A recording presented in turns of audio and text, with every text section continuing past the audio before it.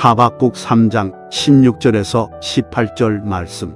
내가 들었으므로 내 창자가 흔들렸고 그 목소리로 말미암아 내 입술이 떨렸도다. 무리가 우리를 치러 올라오는 환난 날을 내가 기다림으로 썩이는 것이 내 뼈에 들어왔으며 내 몸은 내 처소에서 떨리는도다. 비록 무화과 나무가 무성하지 못하며 포도나무에 열매가 없으며 감람나무에 소출이 없으며 밭에 먹을 것이 없으며 우리의 양이 없으며 돼양간에 소가 없을지라도 나는 여호와로 말미암아 즐거워하며 나의 구원의 하나님으로 말미암아 기뻐하리로다. 아멘. 한번 따라 하시겠습니다. 믿음의 사람은 감사가 능력입니다. 아멘. 믿음의 사람이라고 하면서 불평과 원망을 삶의 능력으로 삼고 살아갈 수는 없지 않습니까? 어떻게 보면 오늘 이 제목은 너무나도 지극히 당연한 우리의 신앙의 고백이자 또 우리의 삶의 동력이 되는 그런 말씀이어야 할 줄로 믿습니다. 믿음의 사람은 감사가 능력이다. 그런데 이 감사는 우리가 어떤 상황 속에서도 선택할 수 있다고 하는 겁니다. 선택입니다. 제 조카 사위가 야채 장사를 했습니다. 가락시장에 가서 물건을 떠서 물건을 이제 좀 도매로 사서 트럭에다가 싣고 그리고 각 이제 지역을 돌아다니면서 야채가 왔어요. 야채가 왔어요. 싱싱한 야채가 왔어요. 이러면서 이제 팔고 다니셨단 말입니다. 그러다가 과천이라는 지역이 있지 않습니까? 거기에서 야채를 팔았는데 그 동네에서 너무 장사가 잘 되는 거예요. 그래서 이제 다른 지역을 돌아다닐 필요가 없을 정도로 그 지역에서만 거의 물건을 다 소진할 수가 있었단 말입니다. 그래서 아예 이사를 했습니다. 그 지역으로. 그리고 이사한 집 앞에다가 야채를 펴놓고 거기서 물건을 팔았습니다. 손님은 여러 종류의 손님들이 있으시지요.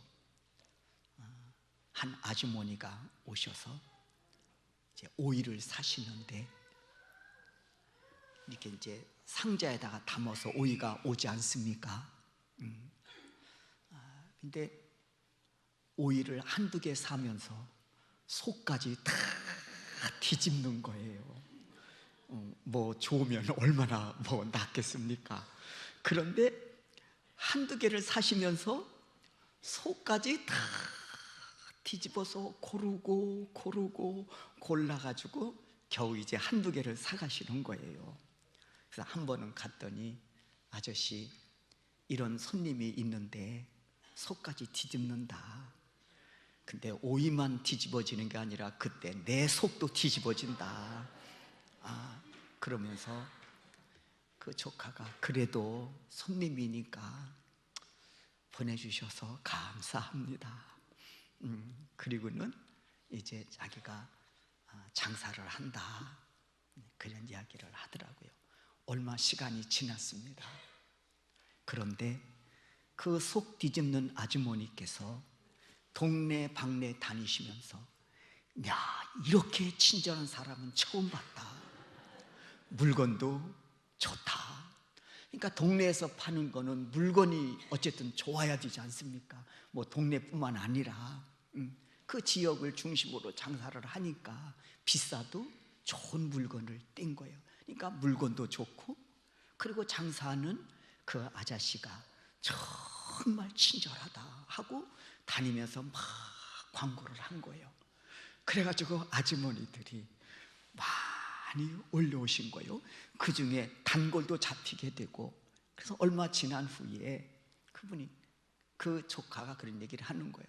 그 아주머니가 우리의 복덩이다. 그래서 지금은 오면 당신이 먼저 물건을 다 펼쳐놓고 골라가시라고 골라가도 그렇게 기분이 좋고 그렇게 감사하다는 거예요. 왜? 손님을 많이 유치해가지고 그중에 단골이 많이 잡혔기 때문이라고 말씀을 하는 겁니다. 제가 왜 이 말씀을 드리냐면, 감사는 우리가 선택할 수 있다고 하는 겁니다. 어떤 상황 속에서도 조건을 찾아서. 새벽 시간에 지금 우리가 빌립보서를 함께 말씀을 나누고 있습니다. 민수기서를 끝내고 지난주부터 빌립보서를 지금 함께 읽으면서 말씀을 나누고 있는데, 빌립보서는 옥중 서신입니다. 옥에서 기록한 편지라는 거죠. 수신자가 누굽니까? 빌립보 교인들입니다. 그래서 이 빌립보서는 옥중 서신이고 저자는 사도 바울입니다. 지금 바울이 처한 상황을 보면 복음을 전하는 것이 죄목이 돼서 로마 감옥에 투옥된 상태입니다. 그리고 이 투옥은 언제든 죽음으로 이어질 수 있는, 사형장에 이슬로 사라질 수 있는 말이죠. 그런 절망적이고도 불안한 그런 상태 속에 놓여 있는 겁니다. 그럼에도 바울은 이 상황 속에서 빌립보 교회 성도들을 생각하며 한자 한자 적어 내려가고 있습니다. 그런데 그가 사용하는 단어들을 보면 정말 그가 투옥 중에 있는 거야? 그리고 정말 이 투옥이 언제든 죽음으로 이어질 수 있는 그런 절망적인 상황 속에 지금 그가 처해 있는 거야?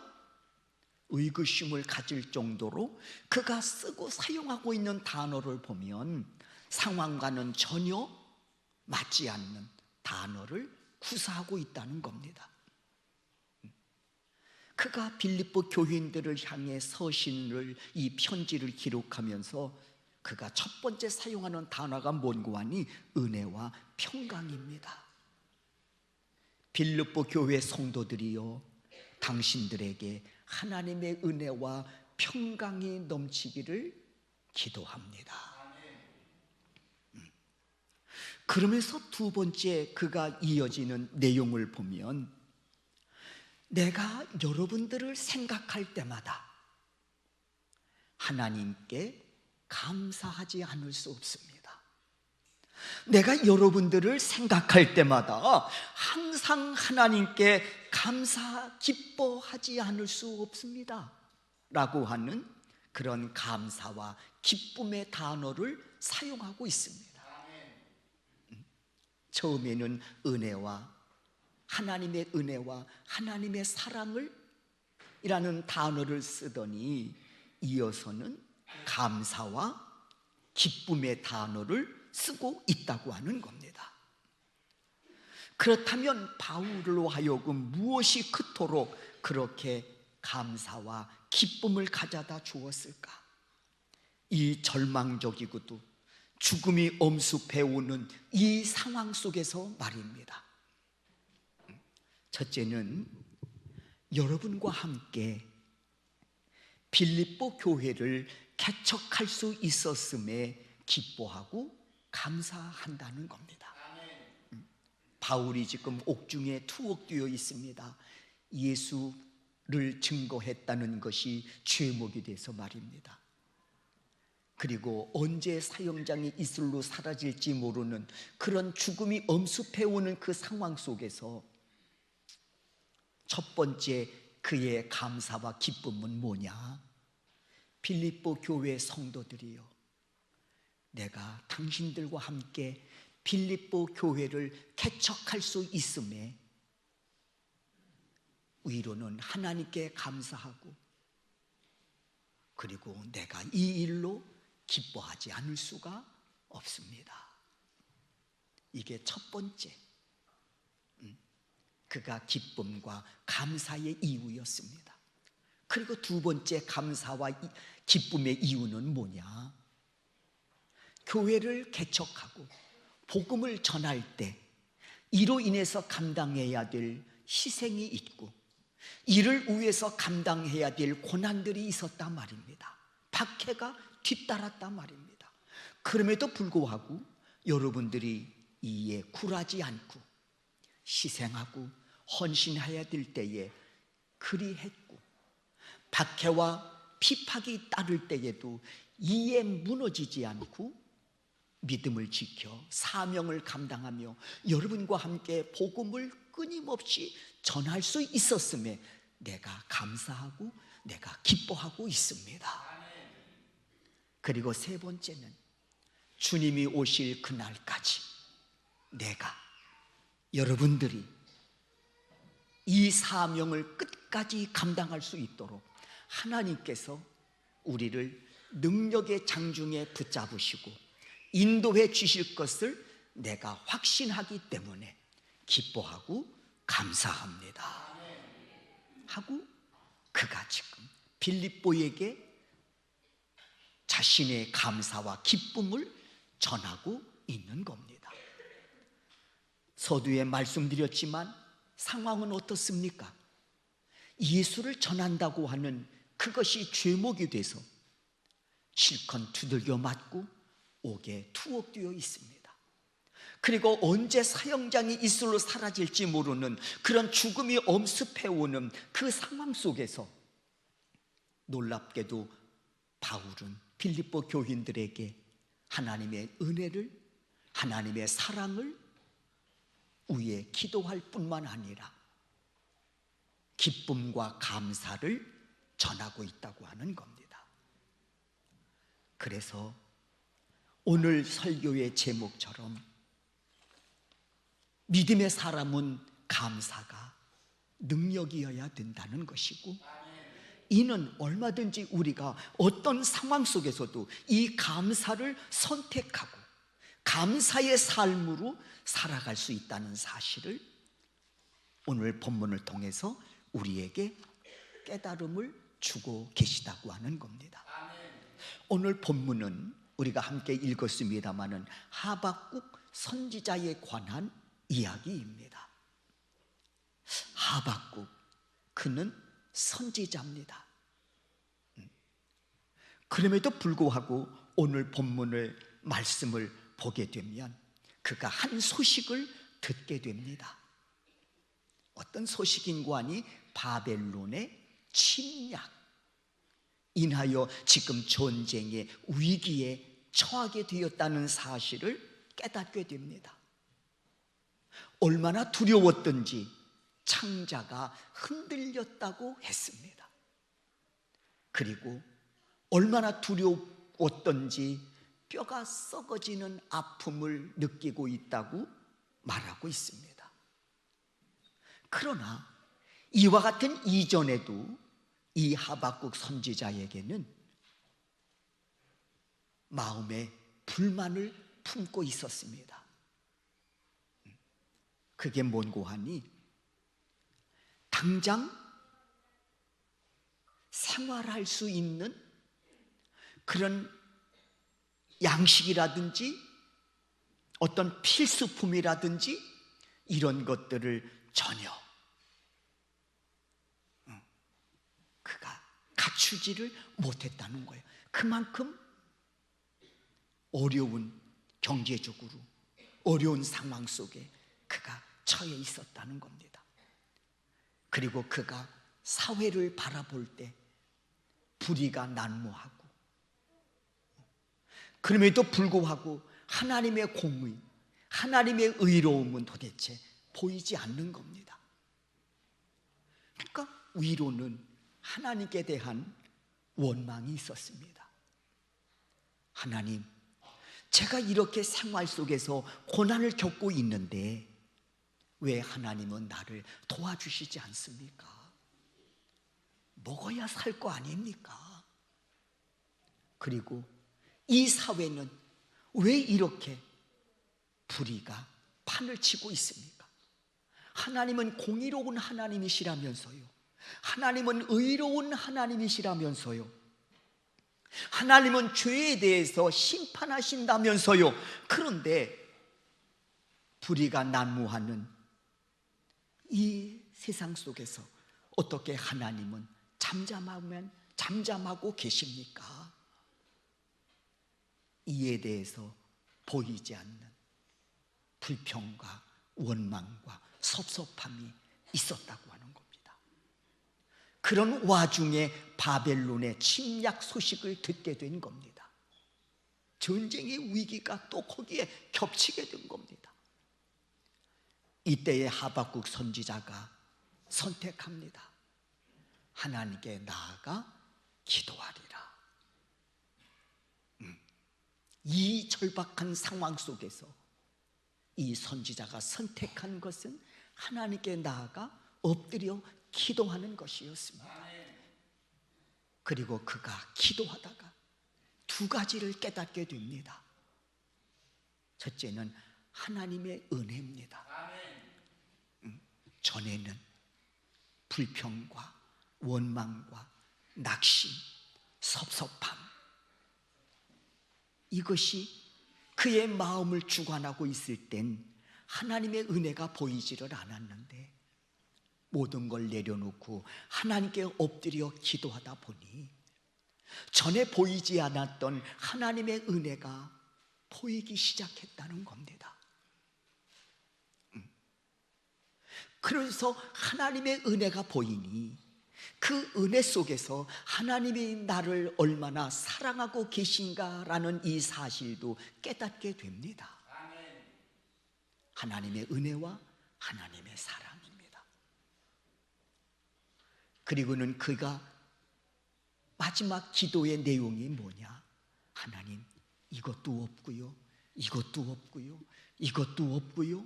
그 상황 속에서 바벨론의 침략으로 인하여 우리가 전쟁의 위기 속에 처해 있는 것은 사실이지만 그럼에도 불구하고 하나님, 저는 구원의 하나님 여호와 한 분만으로 만족하고 기뻐하겠습니다. 이게 오늘 본문의 내용이라고 하는 겁니다. 저는 그래서 오늘 이 본문의 내용을 보면서 믿음의 사람은 감사가 능력이구나 하는 사실을 깨닫게 되었습니다. 감사는 분명한 것이 있습니다. 기쁨 분명한 것이 있습니다. 감사와 기쁨은 하나님께서 우리에게 주시는 선물입니다. 여러분, 구원하심만 선물이 아니에요. 감사와 기쁨도 하나님께서 우리에게 주시는 선물입니다. 그런데 이 감사와 기쁨은 어떤 상황 속에서도 감사할 수 있고 어떤 상황 속에서도 기뻐할 수 있는 겁니다. 반면에 사단은 감사가 아니라 우리에게 불평과 원망을 가져다 줍니다. 낙심을 가져다 줍니다. 절망을 가져다 줍니다. 두려움을 가져다 줍니다. 그러나 하나님은 우리에게 감사와 기쁨과 소망을 우리에게 가져다 주십니다. 여러분들이 선택의 기로에 서 있을 때 여러분들은 뭘 선택하시겠습니까? 오이 하나 고르는데도 속까지 뒤집어 가지고 사실은 뒤집어 봐야, 골라봐야 얼마나 낫겠습니까? 안 그렇습니까? 그게 그거요. 그런데도 어떻게 하면 좋은 거 하나 고를 수 있을까? 그 마음으로 속까지 뒤집는 모습을 봅니다. 하물며 오이 하나 사는데도 이렇게 선택하는 데 있어서 심혈을 기울일진데, 우리의 삶의 동력일 수 있는, 우리의 삶의 뿌리일 수 있는 이 귀한 감사와 기쁨, 반면에 그 앞에 불평과 원망과 낙심이 있을진데 여러분은 뭘 선택하시겠냐 말입니다.